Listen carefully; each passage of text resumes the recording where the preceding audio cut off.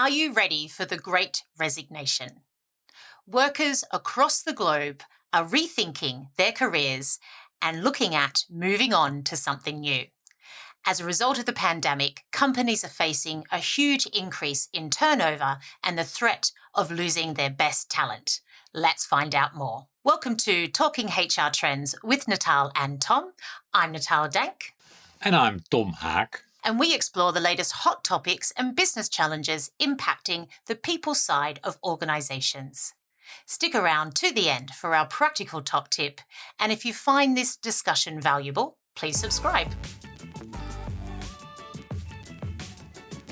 Okay, Tom, I am actually seeing this Great Resignation in action with some companies I'm working with. So some companies I know are even having to hire more people in the recruitment team just to then go and hire more people for their organization. Also, there was a recent survey by Microsoft across the global workforce, and apparently 41% of people are thinking about leaving their job at the moment.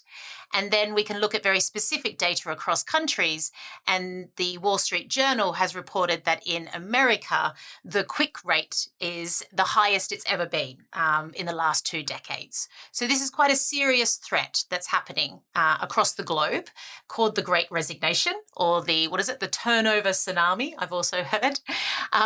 So what's your thoughts? What's going on here? What's happening? Well, my initial thought, I like it. So I said, hey, that's the Great Resignation. I would like to see Exactly. that. I was speaking to my friends from Chile, Francisco, the other day, and he was talking about La Grande Renuncia. Oh, let's see. That sounds so much better. It's a global thing. It's happening in Chile as well. Yeah, I was just going to say there's definitely evidence of people rethinking their career, their job, what motivates them, from people retiring early through to people becoming freelancers and totally shifting. It's quite interesting, isn't it? We already talked about the crisis as a kind of accelerator. These things were, of course, going on. Yeah. So people are more conscious about work-life balance. They're more conscious about, I want a job that is closer to my purpose. So those things were going on, but now people find themselves with more time at hand, sitting at home, spending more time with their family. So now that is accelerated as well, and that leads, I don't know, we have to see the figures, but that will lead to La Grande Renuncia. Yeah, exactly. If companies don't do things. So let's move into that area now. First of all, how do you go and source great talent that actually might be available now or thinking of moving? So there's actually an opportunity in that space, as well as filling the roles that you now have open.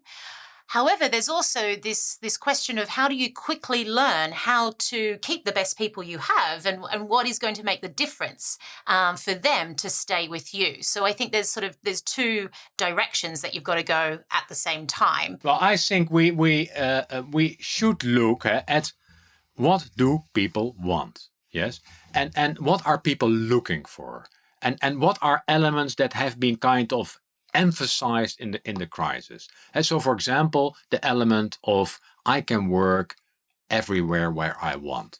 People have seen that, and so there are people. You also see it in Silicon Valley that you suddenly don't have to work in the expensive areas, but you can look at a nice place on the map and say, I'm going to move to Portland or another nice place. So people have seen that and they have experienced that, and that is something they want. I don't want to have to work on a certain location at where it's expensive, etc. I want to spend more time with my family. I want more empowerment, because also people have noticed in the last year and a half that, well, it was more difficult to control them. So kind of automatically people were more empowered, and they were showing that they could do things on their own as a team or as individuals. So, and that feels good, that empowerment. So people want that empowerment. So those are kind of the elements, and there are more. It's not about I want to earn a lot of money. But I want to contribute, I want, etc. So let's look at those elements, and they are not new. They are not new. And let's see how we can really work on those elements. And that's both for recruitment and for people who we want to stay. In recruitment, there are more opportunities because if suddenly, for some professions, the world is the labor market, that enables you to look for people not only in your limited location but around the world. So attract those people. Exactly.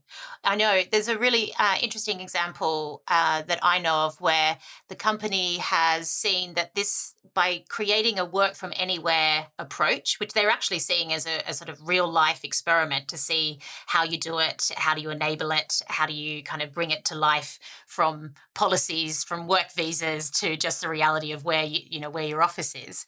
But by embracing that approach, they've seen it as an opportunity of, well, we could bring the best people to our organization because they can be who they want to be and work where they want to be. But also we could keep the people that we already have. So it's also, so this sort of idea of, recruiting the best, but also keeping the best could be part of the same strategy. Yeah, but you have to be a good employer who really Mm, cares about people. So if true. you were not, then it's also those elements were emphasized in the crisis situation. Do Yes. you really care about people? Did you ask them how you could help them through the crisis, how you could help them to perform better? So companies who were not so good, that was also emphasized in the last year Hmm. and a half, and they will have difficulty because they now think, we didn't know how to do it. How are we going to do it now? But Yeah. companies who really had already a good people practices, well, I think they are in a good place at the moment. Some companies went very short term at the start of the pandemic, let people go, just cut costs, how do we kind of just stay alive? Where others thought about how do you really care for your Yeah. people? And even if you do have to let people go, how do you do it in a really empathetic way? So one interesting influence or trend that comes out of situations where you have labor shortage in the market is generally this increase on wages generally across the economy. And as people try and hire the best talent or keep talent, there is this pressure on salaries and pay. Yeah, but pay is always one of the elements, and Mm, probably not the most important element. So yeah, if you think pay is the solution, then you're on the wrong track.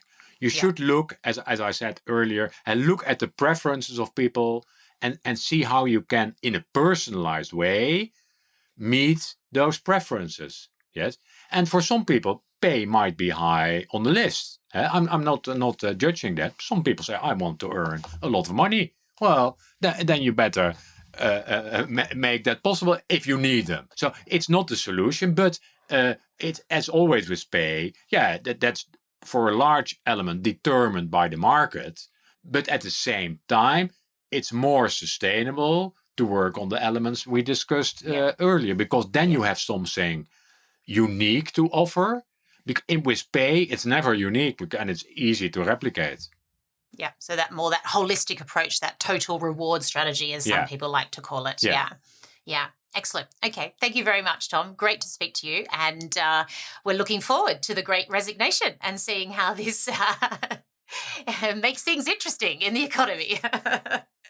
So, our practical tip today is how about trying out a stay interview, similar to how you might run an exit interview, and seek out what are the factors, and particularly the risk factors, that might exist in your organization that could lead people, particularly your key talent, to leave. Now, a lot of people aren't very willing to sort of openly talk to their manager about why they might leave their job. So you might need to think about running these stay interviews with an external party, or perhaps someone more objective from another part of the business, so people feel more, sort of, they could trust the situation, they feel more open in the conversation. But from the stay interviews, you can get some great data and start to track key metrics around the risk factors that could lead key people and, in general, lead to a great resignation in your organization. And this means you can start tracking just not just the health, but the retention of your talent in a more meaningful way. So try out a stay interview.